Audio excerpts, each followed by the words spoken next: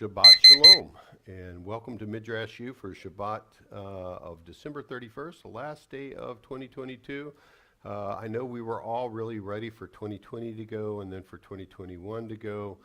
I'm kind of ready for 2022 to go too, although I got to admit some of those other years were a little worse than the current year.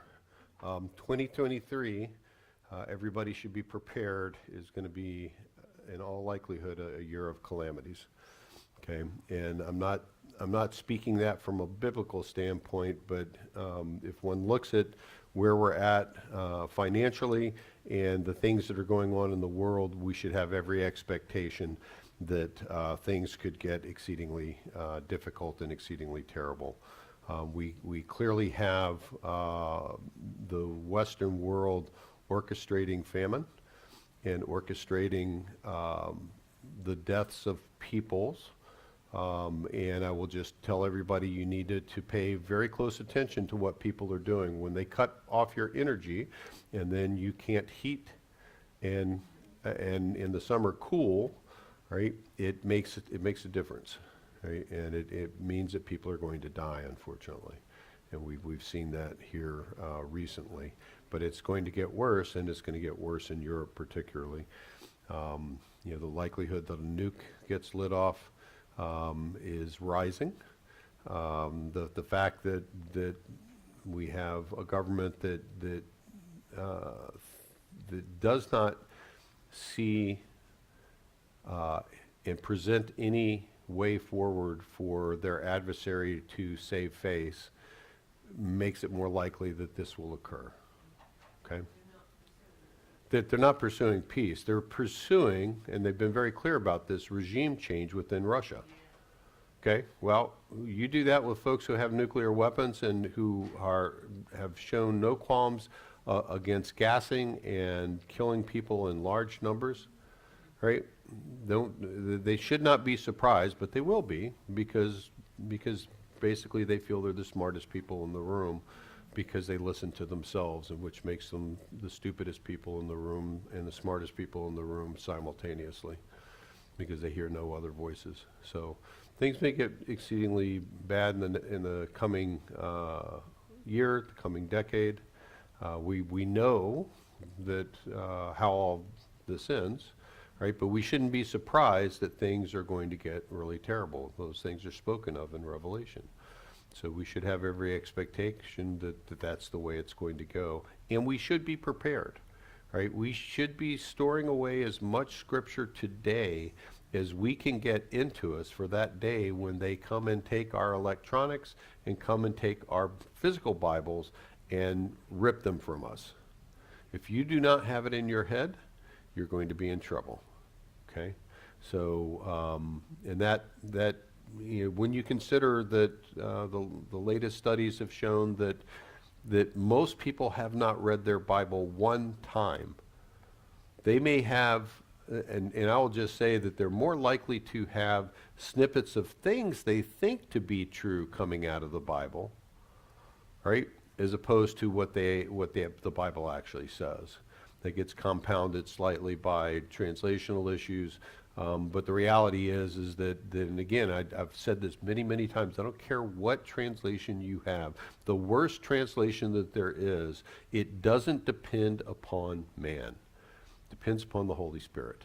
That's what we see in Scripture, right? And the Holy Spirit can take the Scriptures that are presented to you, preach the gospel to all the nations. The gospel is the power of God unto salvation, and it is by the Holy Spirit to transform the heart. Right? The fact that people don't get it shouldn't surprise us, because it's not an intellectual thing. It's a Holy Spirit thing. Okay? And when we like Martin Luther, put it into an intellectual thing and get a little ticked off that we're just so darn smart and they just didn't seem to get our argument, how dare they? Right? And this is exactly Martin Luther's eventual complaint against the Jews. Because he went to them and he said, oh, look how smart I am. Let me show you the scriptures. And they said, yeah, we're not having any of that. In which case he started persecuting them and calling for their persecution. Hitler then uses that, right, as a rationale for why the Jews should be exterminated. yet again. And we'll look at some of those issues today. So we've been talking about the Maccabean revolt and the glimpses of the adversary to come. And we're going to get into the nuts and the bolts of the history before, the pertinent history before, and the history of, and then some history afterwards as well. I'll try not to slurp too much. I'm still not feeling well. I was down with the flu this week. And but we'll see if we can't get through this today.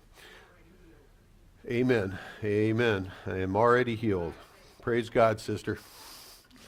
Indeed. I feel significantly better sitting and doing this than what I did coming in. So that's the grace of our God. And I will take it. We talked about near-far prophecy concepts last week. I'm not going to go through these slides in detail. I want to reiterate that this does not apply to all of prophecy that you see within Scripture. Okay, but there are clear places where this applies. We talked about how that shows up in one of two forms. Either there's a vision or an utterance, and then an initial partial fulfillment in the near future, and then a future final fulfillment in the distant future. Okay, we also can have it showing up with a miracle from God, and then the utterance, usually it's an utterance, not a vision at that point, and then the initial fulfillment, and then the distant fulfillment. Okay, so again, not all scriptures go this way. We want to make sure that everybody understands we are not talking about an evolution of God. God has foreordained these things to occur before he laid the foundations of the earth. It is not an evolution. It is laid out to us who are temporal beings in a timeline, but it's not an evolution. It's not like somebody comes up with a nifty idea for a vehicle and creates the first automobile, and then now we have them with heated seats and heated steering wheels and all kinds of other really crafty, nifty, smart things that have evolved over time out of the ingenuity of man. So it's not an evolutionary thing. It's more like a progressive revelation. That's correct. That's correct. And here, this goes back to the conversation that we were having prior to class, which, let me just finish this up. So it's a magnification or progressive, I'm sorry, how'd you say it? Progressive revelation and fulfillment. The revelation, usually comes with the vision or the utterance, and then the fulfillment of that is progressive. Right, it's not a change in what is to come. It's a future fulfillment in both of those cases. So I tweaked that just a smidgen. We talked about the fact that God has set up everything in the universe as non-linear. Our first ability to wrap our head mathematically around the nature that God has provided for us was to linearize that which we saw. And that generally means that you have narrowed down your field of understanding to a very small arc. A pendulum can swing through 360 degrees. Okay? In order to have a useful prediction of an accurate prediction of what the pendulum is going to do. And now we're just talking about a simple pendulum. We're not talking about the compound pendulums that swing all over the place spontaneously in our eyes. We have to narrow it down to about 5 degrees to either side of bottom. That's all you got. 10-degree arc, right? And as you move towards that 5 degree, you start getting less predictive abilities. Okay, so we have appropriately used linear equations to understand the world and understand it in areas where it's understandable, but the world is nonlinear. Okay, and you can see that because the patterns of the veins in my arm, the patterns of the branching of my respiratory tract, is specific to me in both of those. They don't match, but they're specific to me. Each of us have a different one. In all humans, even though all of us are different, right, we all have the same ratio that's being used to generate that. Okay? We can look in winter and tell an oak tree at a distance by its branching. A maple tree, the type of maple tree, the type of shrub and bush and tree based on its branching structure, right? When they went with computers and they first started trying to generate and understand how to make realistic looking trees, they literally ended up with a stack of code that was almost 2 feet thick and in excess of 100,000 lines in order to try to make the trees in the screen for a forest look like it was real. And guess what? It wasn't very good. Huge amount of computing power to do that.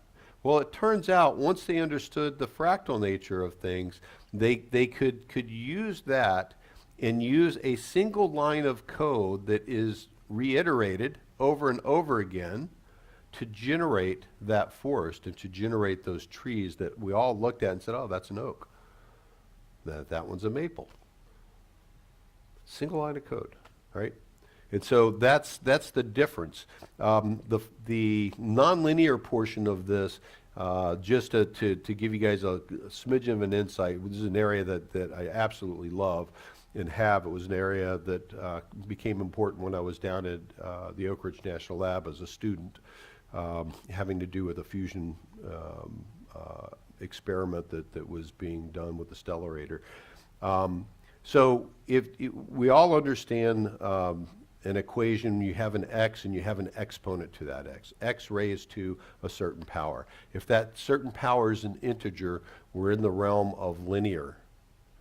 But if it has a decimal place like 1.3 whatever, now we're in the realm of nonlinear. And so you can see, as we talked about before, that between the distance between 1 and 0, you can take half the distance every time forever and never get to 0. Because you can always close half the distance, right? There's an infinity worth of numbers in between each and every whole number on the number line. Now think about that in your exponential idea and you start to begin. The Mandelbrot set is one of these sets that's generated by a simple computer equation, having a non-whole number exponent. And again, it's self-similar. No matter how far out you look and generate it or how close in you look and generate it, you get the identical picture. This is what God has built into the universe. Right? And that self-similarity, that content where we don't recognize that there's content, right, is part of that reason how this near and far prophecy occurs. Again, from us, in our little arc of the 10 degree of the pendulum swing, right, we don't quite see it or understand it, but it's there just the same. Yes, my sister. Everybody has blood, and there are different types of blood in each person. So, and we say that the life is in the blood. Would linear or nonlinear apply to that aspect also? Yes. Why do we have different types of blood? Do you know?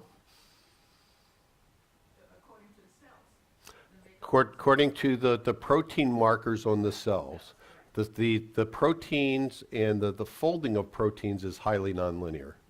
It is only here in the last 30 years that we have had supercomputers strong enough to be able to figure out the folding and how to now make medicines based on what we need to do to get the proteins to fold correctly to create something that acts like a key in the lock of these enzymatic sort of things. Well, all of those things are proteins. So yes, they are all related to that.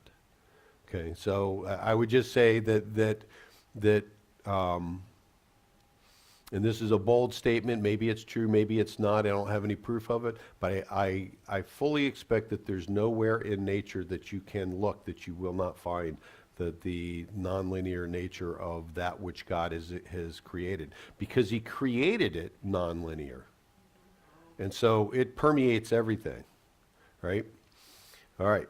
So we're going to move into this question of the time frame of the Maccabean revolt. The book of Daniel, written back during the first time that the Jews were moved out of Israel and moved to Babylon. Daniel is there. Shadrach, Meshach, Abednego are there. You have Daniel having these visions. And remember, the book of Daniel has been absolutely vilified by the scholars because of how accurate it is. All right, we're going to see that again when we talk about John Josephus's Antiquities. They love it because of how accurate it is with history, and then as soon as it brings up something that they don't like, then they're like, well, this is clearly, we all agree. The Jesus seminar, let's get our black, white, and I think there was one other color ball, and we'll all just decide what's true and what's not true, because we're the smartest people in the room again, back to a prior conversation, and maybe the stupidest simultaneously. All right, so they don't like the book of Daniel. They basically said that the only way that this could have been created was if it was written after the fact. It was not prophetic. Okay, so if that's your starting place, right, because there is no God, that is their starting place, right? You are going to be in a world of hurt when it comes to understanding that which is occurring. So we see here both a near and a far prophecy having to do with Daniel. And we know that because assuming that the near fulfillment of this was as it appears to be from the book of Daniel, Antiochus the fourth Epiphanes, who just does terrible things within Israel, right? All the history leading up to that is just nailed to the floor with a hammer by the book of Daniel, right? That's why they say it can't be, because it's just too accurate. It had to have been written after the fact. Okay, but we know from Christ himself, when talking in Matthew, that we have him speaking of the desolation sacrilege standing in the holy place, as was spoken by the prophet Daniel. Let the reader understand. This is Matthew chapter 24, verses 15 to 22. And he says, then those in Judea must flee to the mountains. The one on the housetop must not go down to take what is in the house. The one in the field must not turn back to get a coat. Woe to those who are pregnant, or to those who are nursing infants in those days. Pray that your flight may not be in winter or on a Sabbath. That throws a little monkey wrench in what day of the week you should be worshiping. For at that time there will be great suffering. Now, this is really important. Such as has not been from the beginning of the world until now, no, and never will be. So the suffering that's going to occur is going to be so horrid that it's just not going to be in the experience base of that which man has done to man. And man has done horrible things. So the Maccabean revolt in and of itself has to be a minor fulfillment, because Christ is saying that it was not the full fulfillment of this prophecy, right? He's drawing on that concept of what occurred there, but he's saying, but that wasn't it. From the beginning of time on forward, nobody has seen something as terrible as what is coming. Okay. And then he goes on to say, and if those days had not been cut short, no one would be saved. But for the sake of the elect, those days will be cut short. All right. So quickly, the book of Daniel, chapter 8 and 11 are the big ones that we're going to look at. Chapters 1 to 6 detail the life and times of Daniel. Chapters 7 to 12 convey the 4 visions given to Daniel. Within that, you have the first vision in chapter 7, given to Daniel. It's a broad overview of the end time events. Chapter 8 takes us from the Medo-Persian Empire to Antiochus the Fourth Epiphanes. Okay. Chapter 9, Gabriel explains the 70 weeks. Chapter 10 is a vision of Jesus. Chapter 11 gives us a more detailed prophecy of history from Babylon through until Antiochus the Fourth Epiphanes. Right? And then chapter 12 is the time of trouble. Okay. So remember that this is all occurring in the time frame immediately after Nebuchadnezzar, right?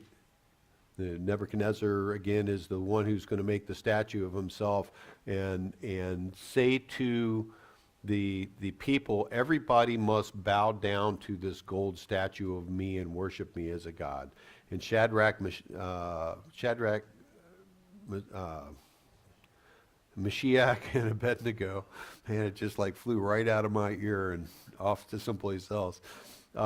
Basically said, we will not bow down.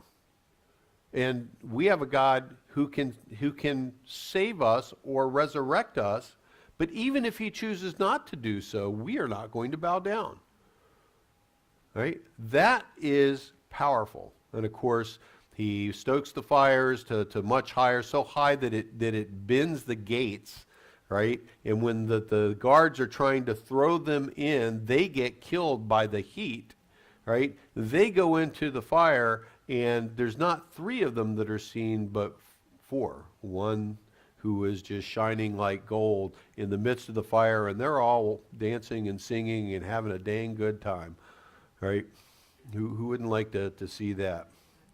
All right. So, but remember, that's in the 500s BC, right? We have these predictions. Alexander the Great is going to rise in 356 BC. He's born, in 356 BC, and he's going to die in 323 BC. A very short life by all means of it. And he was educated personally by Aristotle. Not in a school of Aristotle. Aristotle was brought in to one-on-one teach Alexander the Great. Okay, instills into him a love of literature, which is going to be the reason that Alexandria is set up. So everybody was coming to Egypt to get grain. They were the breadbasket of the world, and when they docked at Alexandria, the first thing they had to do was surrender all writings that they had, and they would be, including their ship logs. All right, everything was surrendered, and it was taken, and it was transcribed and translated, and then they were given back copies. And in Alexandria, the Alexandria Library was the greatest work of ancient literature that there was. Okay, remember the Septuagint gets written over the course of more than 100 years, including the time frame of the Maccabean revolt. But the Jewish writings are translated at that time frame, over that time frame. All right. So Alexander the Great, at age 20, comes to power when his father, King Philip II of Macedonia, is assassinated. And he sets about to unify the kingdom of Macedonia. And he does that by about 336 BC. And at that point, he is hanging out, and the other big superpower of the time, and let me back that up a little bit. Macedonia was not a superpower at the time. They were not perceived as a superpower at the time. They had some new ways of doing things in battle, but they were not perceived as anything that would be of concern. And Darius wanted, of the Medes and Persians, wanted to come and take over Macedonia and take over the Greek city-states. Remember that these city-states usually controlled their cities in a small area around them, and they might have a couple of satellite cities in small territories, but they didn't control large territories. Pretty much everything was seafaring in the Aegean Sea and in the Mediterranean. You got from town to town, everything was coastal. Right? We live in a different age where things are not coastal anymore. So he is in Macedonia, wondering how it is that he might take on the Persians and defeat them. and he has a vision. And we'll come back to that vision in just a few minutes. But he begins his conquest of the Mediterranean, the Middle East, and Southwest Asia, out to India, okay? And he does that beginning at age 22. Yeah. He dies 11 years later, and that was 334 BC. He dies in 323 BC, after having created the largest kingdom known to man up until that time. And in fact, he ends up controlling so much territory that it was just remarkable. So here's a map of the territories that he controlled. Notice that he pushed to the east, right? Because the Medes and the Persians in Egypt were the big superpowers. Only Egypt at this point was under the control of the Medes and the Persians. Okay, so we have in that time frame Carthage, which is on the north coast of Africa across from Sicily, that little boot structure that is down here, right? Here's the island of Sicily. Carthage is out in this area. You have Rome off in this area, but these city-states were still small and not really deemed all that interesting. And of course, the further that you go north and the further that you go west, the less interesting things were perceived to be. It doesn't mean that there weren't settlements there, but these places were all settlements that were satellite under somebody else's authority. All right, so that's a picture of the territory that he conquers. And when he dies, he was getting ready to take the Arabian Peninsula, this big area down here, right? Because his ultimate goal was to take over as much of the known world as what he could. Well, leads us to a time frame of 332 BC, and he is laying siege to Tyre. Now, Tyre had been on the mainland of the Mediterranean, but they had been, being a seafaring peoples of the Phoenicians and having great wealth that they accumulated through commerce, they had been just the site of we're going to come and take your stuff. And so they moved the city of Tyre off onto this island that it was offshore, and they created this bulwark and wall structure that was so great that nobody could come against them. Because if you were trying to think about laying a siege to a city, right, and the works that need to get done, the battering rams and stuff like that, you're trying to do this off of boats. Can't do it. The people on steady ground versus the people that are bobbing up and down in the water are going to just have their way with you. Okay? And so they had not been conquered and were deemed to be an inconquerable city.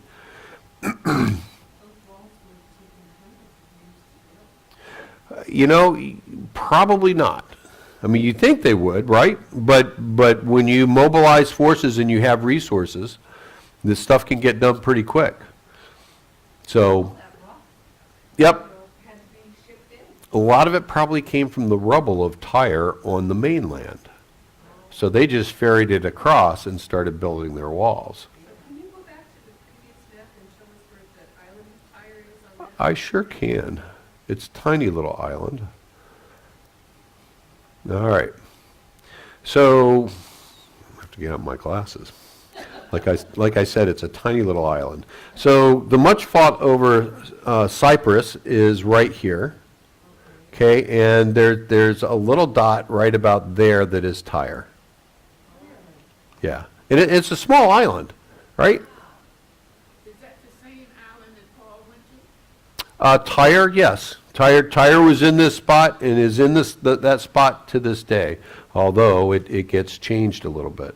So how do you take a city that you can't get at? Well, Alexander the Great always thought outside the box. And what he did was he built, by dumping into the sea, materials until he had literally a ramp of hard ground that took him from the coastal site where Tyre used to be, that came right up against the wall, right? And of course, he chose that in a place that was going to be least defensible. Notice that the walls break away rather than like if he had brought it over here, they could have shot at him from there. So he comes up with a novel way of taking this island, and the present coastline that you see here has all built up because of this jetty type structure that his troops built in order to take the city of Tyre. Yeah, very simple. They built this huge ramp because there was no way up there, but they built a huge ramp. The Romans were really good at siege warfare, so was Alexander the Great. So he's in the process of taking the eastern ports on the Mediterranean Sea, because if he can do that, he can secure his supply lines, right? He's going to take Egypt as well for the bread, right? The grains that are there, because you have to have food. And then he's going to go against the Medians and the Persians, the Medes and the Persians directly, okay? So he sends, while he's in the process of doing this, he sends a message to Jerusalem, and he says, here's your choices. You can send me troops, you can send me supplies, you can proceed to support me in this endeavor, and if you do that, then you'll be considered a friend of Alexander the Great, and I'm not going to destroy your city. And the high priest writes back to him and says, sorry, we've already made a promise and a commitment to the Medes and the Persians, and we cannot go back on that because you cannot change your promise. Alexander the Great was ticked in ways that few people probably can understand. And in this moment, he begins to plot what it is that he's going to do to Jerusalem when he gets there. And so they take Tyre, and they take Egypt. They've now secured their backside, and now they're going to they've moved inland, and now they're going up through Judea and taking the various fortresses there. And they have made it very clear. They're going to kill every single person in the city of Jerusalem. Man, woman, child, animal, all of it, going to be killed. The orders have already been given.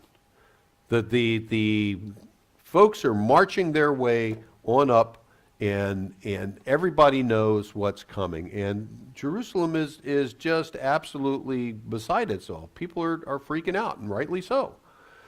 Well, the high priest has a dream. And in that dream, he's told, don't worry about it. What I want you to do is to put on your mitre, put on the name of God across your forehead in gold. I want you to put on your high priestly vestments. You are to open all the gates of the city. You are to put out flags of welcome and flags of celebration. You are to get everybody behind you, with the priests directly behind you, and the people coming out of the city to meet Alexander the Great. And you are to go out of the city to meet him rather than to wait for him there. Now, Alexander the Great is moving towards the city, and he sees this man walking, the high priest, in front of this entourage with all these flags and people being festive, and there's music, and he literally halts his army, tells his generals to stay where they are, gets off of his horse, and walks up to the high priest and bows down. Because when he was in Macedonia at Dion, he had a vision. And in that vision, a man in vestments that he had never seen before, a man that he had never seen before, had come to him and told him that his God had given into his hands to take the lands of the Medes and the Persians, and that he should cross the sea to do so. And the man that was before him was the man that he saw in his vision. And we have this from Josephus from Antiquities. It's recorded in the Antiquities. And again, this is one of those places where boy, they love Josephus until they don't. And they don't love Josephus when it creates for them things that they don't like visions and fulfillment of visions. Well, in Josephus's Antiquities, it's said that one of his generals comes to him and asks him privately, what's going on? You just told us that we were going to come in and all the soldiers are prepared to rape, pillage, and plunder and to kill everybody. And now you get off your horse and you go bow down to this man? Why are you bowing down to this man? And he says, I'm not bowing down to the man, I'm bowing down to the God that this man represents. And from there, they are taken into the city. The book of Daniel is presented to the king, and they open it, they read it to him, they show the history that has occurred, right? And that Alexander the Great is going to be the one that is going to take this land. And Alexander the Great disengages. A day later, he calls the high priest to him and says, what do you want? Let me know what you want and I'll give it to you. And they said, all we ask is to be able to continue to keep the laws that our God has given us, to in the seventh year, the year of Shemitah, to not be forced to pay a tribute in that year. And Alexander the Great said, done. Like everybody else is paying tribute and they're paying high tribute. So additionally, Alexander the Great says to the people of Jerusalem and says, any man who will follow me and join my army, I will allow you to do so and keep your laws, to keep your Sabbaths, to keep your appointments, and to do all that your law requires of you, but we will have you work for me. And that becomes his inner guard, right? And that group of people ends up doing some just absolutely miraculous things, and puts, tens of thousands of people, of soldiers to death, right? When they are vastly outnumbered. So these things are depicted in the Renaissance era, and I find it always interesting because when you Renaissance things, the pictures start getting a little funny. Again, it's Flavius's Antiquities where you find this. Okay, I like this one because Alexander the Great's got this pouch on him, right? He's got that big belly, right? He looks like a boy child, right? And here's the high priest showing him everything. Well, remember, Alexander the Great is going to leave out of Jerusalem. He is going to conquer the Medes and the Persians. He's going to go all the way into Asia and conquer parts of India. He conquers the stands, pretty remarkable in and of itself, right? Not a hospitable area, but he conquers these areas, and there are trade routes that run through those that are vital. And he eventually dies, and dies suddenly. And what he does is he takes his kingdom and he breaks it into four pieces. Right? Anybody seen a four-horned sheep? This is not a photoshopped picture. This is a Navajo sheep, and they have four horns. There's some other sheep that also have four horns, but very useful. That's not a deformity. No, that's a Navajo sheep. They typically have four horns. Yep, here in Arizona. You guys clearly don't get out much. Nope. So he gives his empire, he breaks his empire into four pieces on his deathbeds, and to each of his four generals, he gives them a piece of the empire. And in so doing, he even though these guys have been unified in supporting him and everything that he wants to do, including going very far afield when there weren't roads and weren't ways to get there, they will be set against each other because everybody wants to be like Alexander. Right? We used to have the saying, everybody wants to be like Michael Jordan. Everybody wanted to be like Alexander. And what we're told in Scripture is that out of one of these horns represent power. Now we're talking about the book of Daniel. Out of one of them comes a little horn. And that little horn grew exceedingly great. Okay? So that it eclipses the other horns. That horn is Antiochus IV Epiphanes. So he was born in 215 BC to King Antiochus III the Great, and we'll talk a little bit more about him in just a couple of minutes, and his wife Laodice, I'm never sure how to pronounce that, the third. His name at birth was Mithridates, meaning the gift of the god Mithra. Right? Does that sound familiar to anybody? Yeah, a little bit. Yeah, I don't think I'm going to touch that further. But that god goes back to that time frame, and the celebrations of that god are going to be things that permeate across time. Named after the father of Laodice III, who was King Mithridates, the second of Pontus. He assumes the name Antiochus, which was his father's name, which means stubborn or resistant, when he ascends the throne in 175 BC.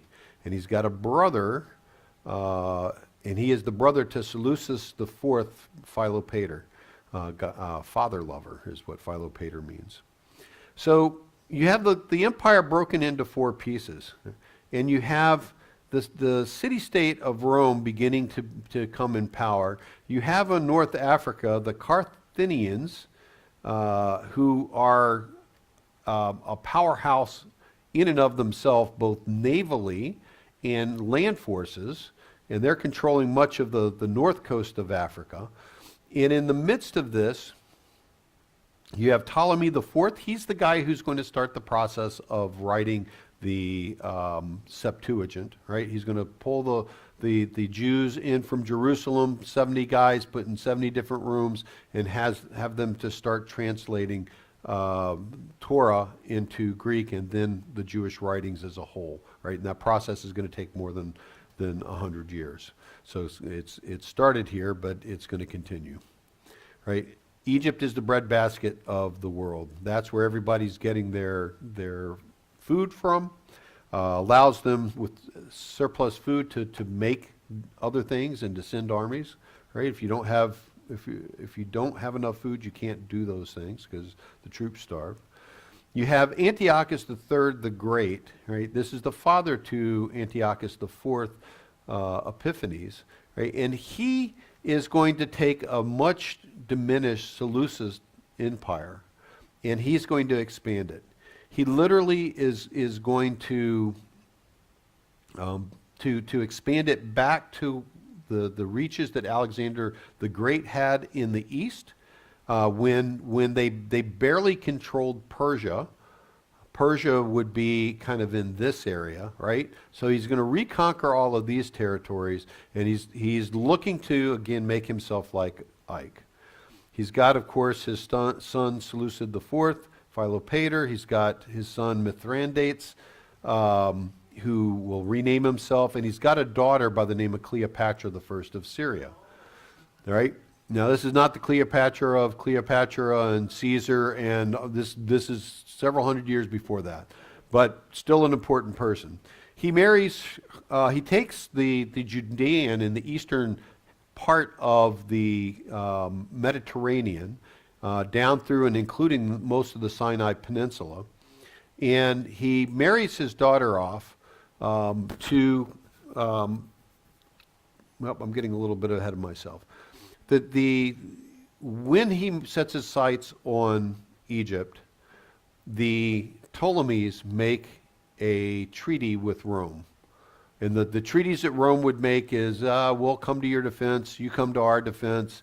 Rome never expects that others are going to need to necessarily come to their defense, but they're going to be the mercenary army that's going to help stabilize a region. Okay, so they have this treaty. You have the death of the Ptolemy the Fourth. You have Ptolemy the Fifth, his son, rise to power. You have this marriage that Antiochus III the Great creates between Cleopatra and Ptolemy the Fifth, thinking, hoo-hoo, got my daughter in there, we're going to control Egypt, and everything will be good. I won't actually have to go in there and conquer things, or if I do, things will flip very quickly. Problem is that the daughter says, yeah, no, I don't think so, Dad. I think I'm going to do my own thing, and you can talk to the hand. So doesn't have the control that he thinks he's going to have. At this point, he starts pushing to the west. And he starts moving into the kingdoms of the other two remaining of the empires that were broken into from Alexander the Great, of the four. And it's at this point that we have the Romans stepping in. And the Romans, these other city-states have treaties with Rome as well, and they send to Rome and say, hey, we're overrun. Our country has been taken. We need you to come and help us take our country back. I mean, that's how bad it had gotten. And for the Lycian kingdom, they were getting ready to be overrun, right? And small groups, small city-states, they just weren't going to be able to do anything against Antiochus III, who has battle elephants, among other things, that he's using, right? And all of these troops that he has garnered from all of these territories that he has conquered. Okay, well, the Romans send a group of folks. Now, you have the Carthaginians and the Romans were arch enemies. They both wanted to control this area of the western Mediterranean, and so they were diametrically opposed to each other. And of course, if the Romans are going to side with one side, the Carthaginians are going to side with the other. And you have Hannibal of Carthage, who is the preeminent general and has conquered huge numbers of territories and is greatly feared across the world through the Mediterranean, because when he comes, he conquers. And he doesn't do it in a nice way. Not that there usually is ever a nice way, but he's particularly vicious. So he sides with Antiochus III the Great, thinking, oh, here's my chance. We'll just combine troops, and the two of us are going to kick the tails of those Romans and eliminate them. And then, of course, he has his sights on all of Spain, all of this area, and the Italian peninsula as well. So he thinks, oh, great opportunity. Problem is, the Romans send a small force. They're outnumbered almost 4-1 initially. Didn't make any difference. They pushed them back out of the territory that they had conquered. And Antiochus III has to retreat back into the Middle East, across the area where we would call Constantinople, and that separation. He now redoubles his groups and sets up another battle. The first one was at Thermopylae in 191 BC, same sort of area that the marathon runs are made today, right? For that area was hotly contested because it was one of the few areas you could move troops along the land to get into the Aegean Peninsula. So Antiochus III is back in Asia, right? Back in the Middle East, and has regrouped, has increased his numbers, and he's still going up against the same number of Romans. And at the Battle of Magnesia, they get their hats handed to them once again, and this is in 190 BC. Now, at this point, Hannibal is going to die, and Carthage, as a city-state of merit, of interest, is going to disappear out of history. The Romans will basically control all of western Mediterranean and the north coast of Africa from here on out, right? Because their armies and their navies were destroyed. Well, that brings us to a peace treaty of 188 BC that was entered into by the Romans and Antiochus III. An heir of his is going to be held captive.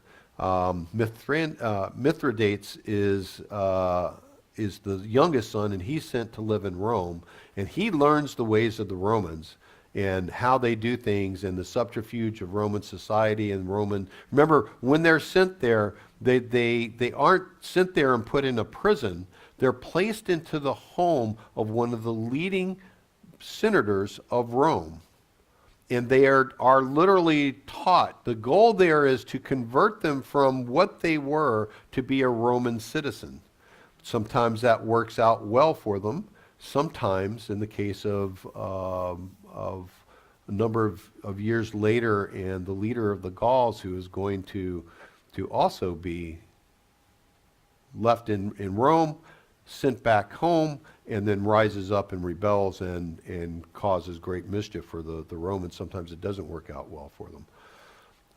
The Seleucid Empire is required to pay an indemnity to Rome. Antiochus III had great difficulty raising the indemnity. So every year they had to pay an exorbitant amount to the Romans, right? And now the question is, and the goal here by the Romans is, if I can keep you messing around trying to earn the monies to give me for what you owe me, then you're not going to have that money to put into your troops, into your weapons. You're not going to if you're spending so much time raising these funds, you're not going to be having much time to organize against me. That's the whole reason that these were so very high. Antiochus III has great difficulty raising that amount, and he begins raiding the religious temples, which he had foretoo when they would come into a city and they would take the city. They would leave the wealth of the city temples, the city gods, with those cities. Now he's going back to them, and he's taking those gold and silver in order to pay his indemnity. And when he goes to Susa, he actually is successful in a raid there on the temple, but he ends up getting injured and he dies.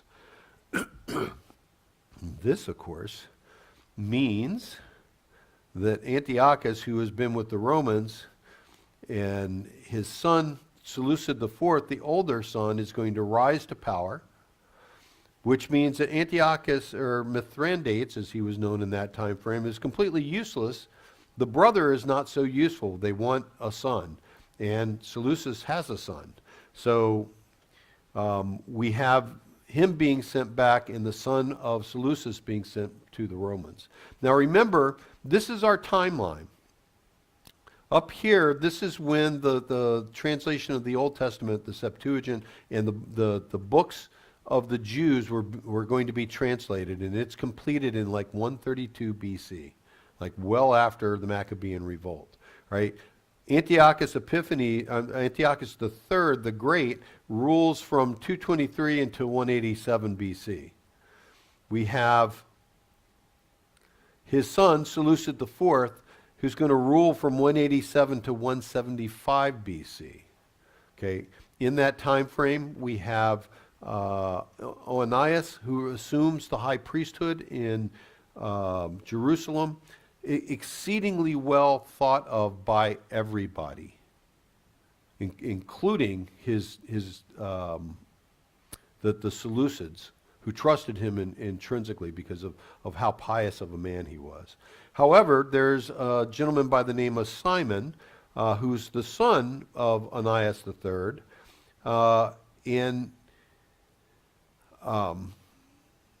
Simon the second, who he succeeded from let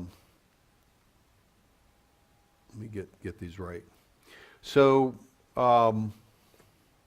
we have this other individual, Simon, who arises, who is looking to become head of the temple, and he wants to control all the buying and selling of animals and anything else. The grains and whatever else were being brought, the oils, right? The subterfuge there was, you could bring your animal, which God requires you to do, but when the priest would look at it, they say, well, you know what, that one's got a defect, I can see it. So you're going to have to just surrender that one to us, and we're going to make you purchase at a much higher cost another animal. that will be appropriate for the sacrifice. So there was a lot of money changing hands here. And this guy wanted to be in control of that because he could siphon money off, right? That would give him control of the Temple Mount, right? Onias says, no, not going to do that. Well, Simon turns to Apollonius, who is of the Seleucids. He's the commander of the Syrian army, and tells him that there were many treasures belonging to the king that were preserved in the temple vaults.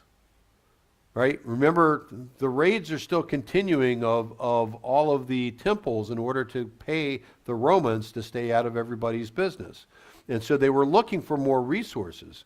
And so the expectation was that there was this huge sum of money that was there. In fact, there wasn't.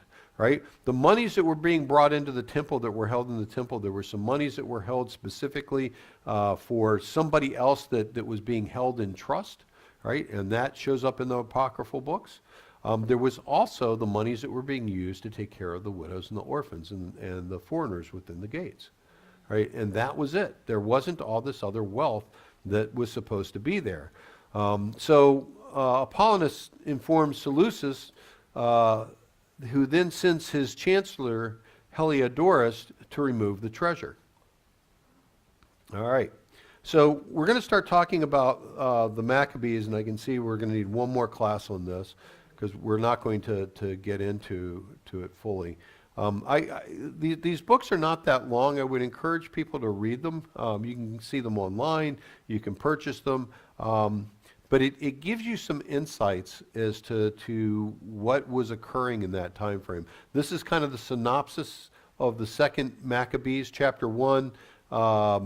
And this was written to the Jews under King Ptolemy in Egypt. So the Jews in Alexandria. There were two other places that the Jews had specific areas that were areas of Jewish philosophical thought. One included all the way down at the cataracts, at the not the head to the Nile, but way at the far bottom of the Nile River.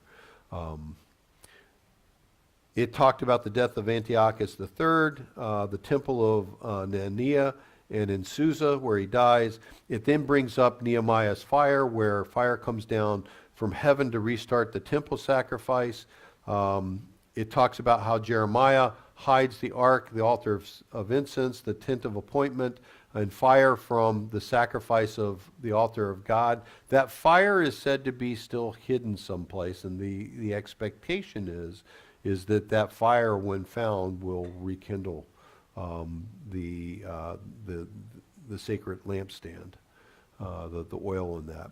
Talks about how with Moses, fire came down from heaven when they consecrated the tent of appointment. With Solomon, how fire came down from heaven and when they consecrated the first temple. And with Nehemiah, how fire came down from heaven when they consecrated the second temple. So what they're establishing here is a pattern, right? And remember that these celebrations that were being done were 8 days long, okay? And all of them were celebrated for 8 days, and they suggest that they were going to do the same. They were going to celebrate the rededication of the temple in Jerusalem on Kislev 25 when it was rededicated, right, for 8 days. And they wanted the Jews of Egypt to do the same. Going back to this story of Onias and Simon,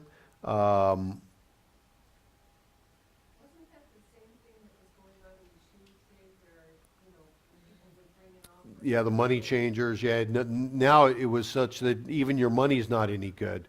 We have to change it into the money of the temple, right? So, And they were also doing the same thing with the sacrifice. oh yeah, most definitely. Yeah, the corruption of that was something that just permeated the timeline for them. So the priests were the ones that would evaluate whether it was good or not good. Yeah, they could look at it and know right away it was not good, because everything was not good.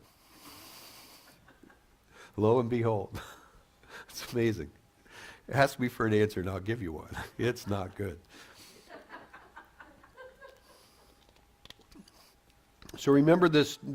We have Simon who is attempting to get Seleucus to come to Jerusalem and to establish him as the high priest, and to do so, to take Onias out of his position, and to do so in order to be able to get at the monies in the temple.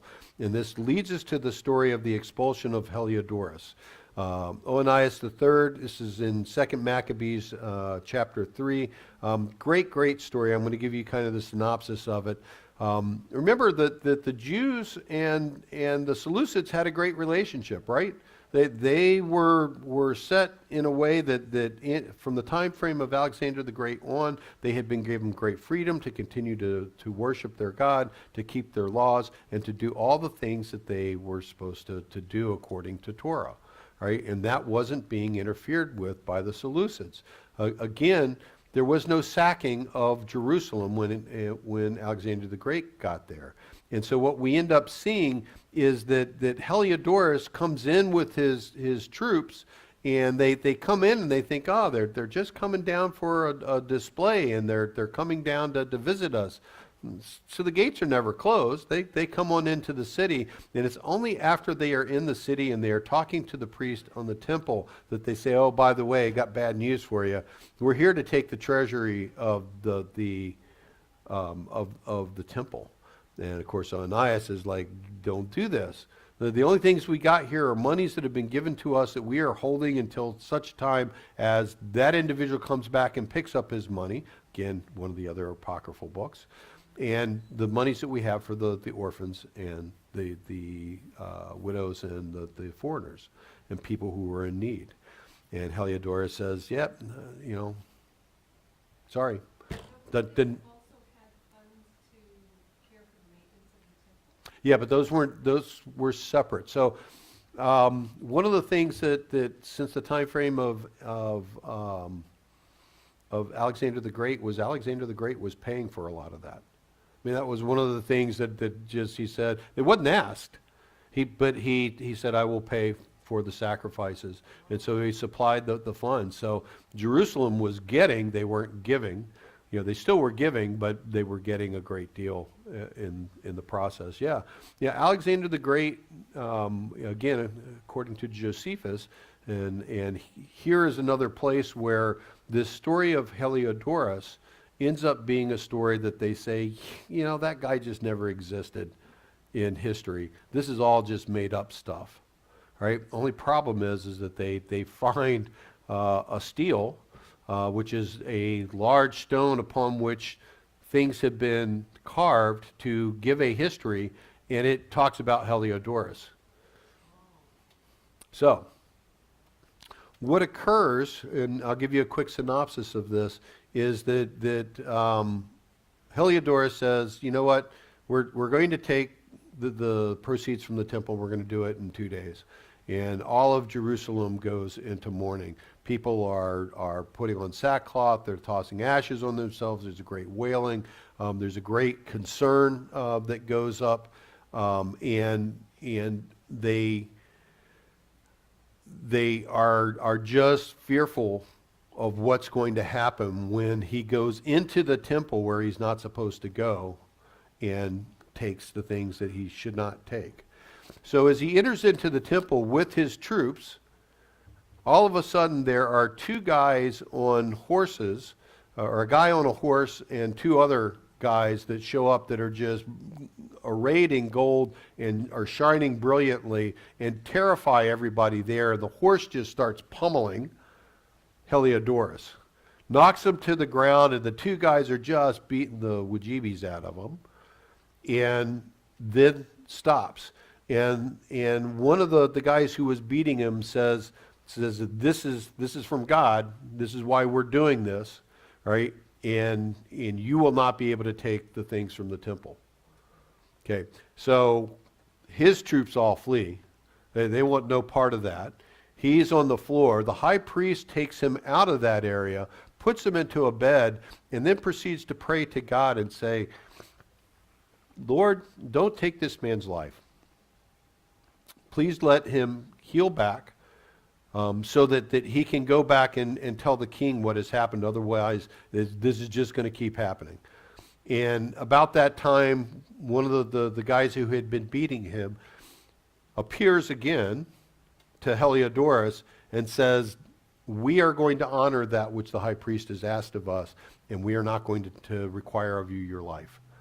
But you need to understand that it is his prayers that made this difference, right?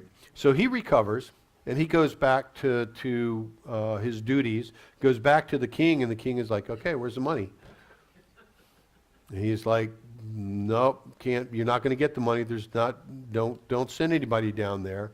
And he's like, well, if we did send somebody, who do you think we ought to send to go and get these resources? And Heliodorus said to him, choose somebody that you really don't like and that you want dead, because that's how this is going, and you will not be able to get those proceeds from there. So. Mm-hmm. Yeah. Yeah, it's an angel. Yep.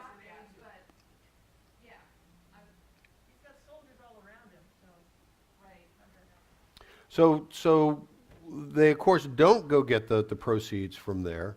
The picture that you have up there is of, that's done by Raphael, and it's the Heliodorus room at the Vatican, right, where they have images of this. And the Roman Church uses this story to prove that anything given to the church is now set apart for God and should thereafter remain the property of the church. And of course, the contents of the treasury were the monies that were entrusted to the temple for the care of orphan and widows. So the Heliodorus stele is on display in the Israel Museum, and it's in Greek. But again, they said none of this existed until they found proof that it actually did, right? Didn't include any history on what occurred to Heliodorus in Jerusalem, but the claim has always been that by archaeologists and historians, oh, these places don't exist. Troy doesn't exist. That's a made-up conflict. It's a made-up city. And what they're finding over and over again is that things are very accurate, that what they are being told actually are the things coming to pass. We'll go just a couple more minutes. So Onias is high priest. He's pious. He's loved by the people. And the motto is that as the high priest goes, so go the people of Israel and Israel. Simon wanted to attain the position to corruptly run the temple and to line his pockets. He's rejected. He tells lies to the king about the amount of gold and silver in the treasury. This is why Heliodorus goes down there to take it. And Heliodorus, interestingly, is going to be the guy that assassinates King Seleucid IV Antipater. Okay, he's going to briefly rise to power, right? And Antiochus the fourth is going to eventually set things to right. Heliodorus is going to be killed. He's going to be the wonderful uncle who's going to take care of the son of his brother Seleucid, and he takes care of him really well, kills him, and assumes the throne himself, all right, because the son was an infant son at that point. Let's see. So we'll just go through real quick with these. Jason goes and speaks slander against Onias. The third to the king of Seleucid IV. Again, he's going to be killed by Heliodorus. Antiochus is going to take the throne. Jason uses a promissory note. Who knew you could buy the high priesthood with a promissory note? Not once, not twice, but many times. He begins Hellenizing the Jews, right? And the contrast between Onias III and Jason, the people go the way of the leader, and now they're following after Jason, right? People were reversing their circumcision, People were dressing like the Greeks. The priests, they built a gymnasium down at the base below the temple. And when the horns were sounded for the games to start, the priests would disrobe on the Temple Mount and go down naked to participate in the games, because that's how you participated in the games, naked, right? Really? Yep, the Olympics. Yeah, nowadays they all wear clothes. No, that's the fig leaf that the the Vatican puts on everybody. So this is kind of the state of things, and I'm going to go just 5 more minutes and see if we can't mostly finish a lot of this up. So Philopator is going to die. Antiochus is going to assume the throne after killing his son.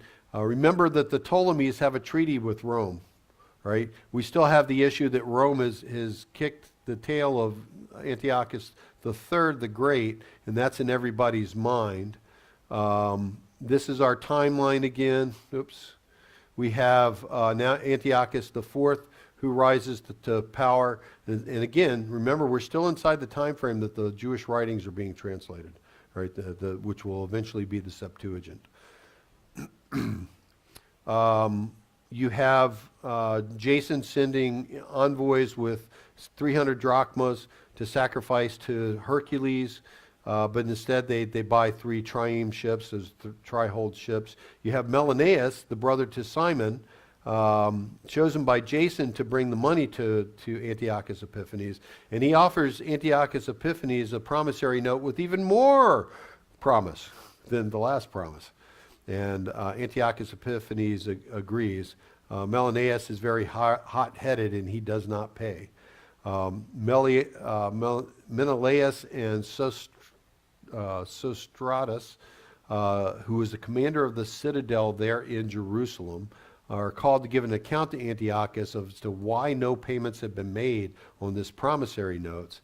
And they leave their subordinates in charge, so Lysimachus, the brother to Menelaus, and Crates, who was commander of the Cyprian troops. And Antiochus Epiphanes gives Tarsus and Malus 2 cities on the western side of the Mediterranean to his concubine, Antiochus. And those cities revolt, and Antiochus has to leave where he is and go to quell the rebellions up there. And while he's away, you have Menelaus and Sostratus coming to make an assessment as to why they haven't done what they're supposed to do. And they leave Andronicus in charge. Well, Menelaus steals gold vessels from the temple of God to fulfill his debt. Remember that the original tent of appointment had just a single menorah, a single table of showbread, and a single altar of God, the altar of incense in the Holy of Holies, right? But when we get to the time frame of the second temple, we have like 7 of these each, right? And so he's taking vessels from these, which are made out of gold, in order to pay for. Yeah, he's taking. Yep. So it was a much longer thing than what was prescribed by God, and that was just how they did it. So Onias III finds out, travels to a city of safety, Daphne, near Antioch, and publicly exposes the theft by Menelaus. Menelaus meets with Andronicus, urges him to kill Onias III, who everybody loves, including the foreigners in the place where he's at. And he travels to Daphne, and Andronicus does, convinces Onias III to come out from the place of refuge that he was at, and literally once he crosses the threshold out onto the street, he slaughters him right there on the street like a pig. Lysimachus and Menelaus and their thefts agitated the people of Jerusalem and the surrounding areas. And so Lysimachus, who is armed with 3,000 men, attacked the people who are assembling in the temple, right, and voicing their displeasure at things being stolen from the temple. And they fight back with whatever happens to be at hand, but they overwhelm the 3,000 guards and It was a mess. A lot of people died, but they ultimately had their way. The Jewish Senate sends 3 men to bring charges before Antiochus against Menelaus regarding the attack by Menelaus. And Menelaus bribes one of the judges who convinces Antiochus Epiphanes everything is at a cost. Justice is at a cost. Exactly what the Bible tells us that we cannot do. And of course, the problem is that if you proceed to bring charges against somebody, whatever those charges would have resulted for that other individual, the people who brought the charges now suffer those consequences. So those 3 men are executed, right? And the people of Tyre are just outraged, and they provided a magnificent funeral for this. Menelaus keeps his job as high priest, and this is where we come to the story of a line in the sand. I think we're going to pick up with that next time. Rabbi Allen spoke to this several weeks ago, but didn't get the story right. So I want to get the history correct on that. The reality is that it's not a line in the sand, which is the term that we use. It was a circle. Okay, and we're going to talk about what's going on there, because there was there's some very interesting things that are occurring, and things that you would think, okay, it's surprising that Antiochus Epiphanes is going to step down in the face of this. Yes, ma'am. Do you think that circle had to do with Jesus writing in the sand when that woman was caught in adultery? No. It could be. Nobody knows what he wrote, but they said he was writing in the sand. They didn't say that he drew in the sand. So the circle, just to cut to the chase on this, Antiochus is called up from the back of his army to meet this old 80-some-odd-year-old man who's come from Rome, and is walking in front of these 24 guys carrying fascias, bundles of sticks with axes in it, representing the 24 legions. Rabbi Allen said that the armies of Rome were there. They were not. It was 24 guys bearing sticks with an axe in it, and this really old guy with a cane. Right? And he proceeds to tell Antiochus. Antiochus comes up, and again, they have a treaty with Egypt. And this guy says to Antiochus, you need to withdraw out of Egypt. Right? Now, they were literally within a couple miles of Alexandria. And they had conquered all of the rest of Egypt. It was all theirs. All they had to do was to take Alexandria, and they had it all. And at that point, they had also had defeated all the troops that were there. The city was generally undefeated. And you can imagine how the king Ptolemy felt when all that gets off the ship is 24 guys bearing fascias with an axe in it, and this old guy. But they walk out from the city of Alexandria to meet this army and demand to speak with Antiochus Epiphanes. He comes forward, and this old guy from Rome tells him, and he's just a mid-level diplomat, right? With 24 guys with nothing to fight with, really. And he tells them that you're going to withdraw out of Egypt. You're going to quit claim for now and forever of any idea that you have any part of Egypt or any ability to have any part of Egypt to the future, and we will let you withdraw with your troops. And Antiochus is thinking, well, the Romans kicked my dad's tail, not once but twice, when they were way outnumbered, right? And he's like, well, let me go back and talk to my advisors. And it's at that point that this old man shoves his staff into the ground and walks a circle around Antiochus. And when he gets back to where he started, he looks at him and he says, before you step out of the circle, we will have your answer. And you will either be at war with Rome, or you will do as we have asked. And Antiochus steps out of the circle saying, okay, we will withdraw, and they do. Now, we'll pick up with the story next week to really get into the Maccabean revolt. But you can see the history here that has driven and set the stage. You have this corruption that's occurring. You have the Hellenization of the people of Israel that we had talked about. And it is literally bifurcated along the cities and the rural areas. The rural areas are still doing that which God has called them to do. But the city areas are like, hey, it's good to be Greek. They're wearing Greek clothes, doing Greek hairstyles, reversing their circumcision. They're looking for that opportunity to purchase their way into as a citizen of the Seleucid Empire, right? And they are abandoning the ways of God, okay? And it's that sort of stage that is going to be set, that is going to now set the whole issue. Because what the people of Jerusalem are hearing is that in Egypt, Antiochus Epiphanes has died. And they start rioting, right? They've had enough. The pious ones have had enough, and they start rioting.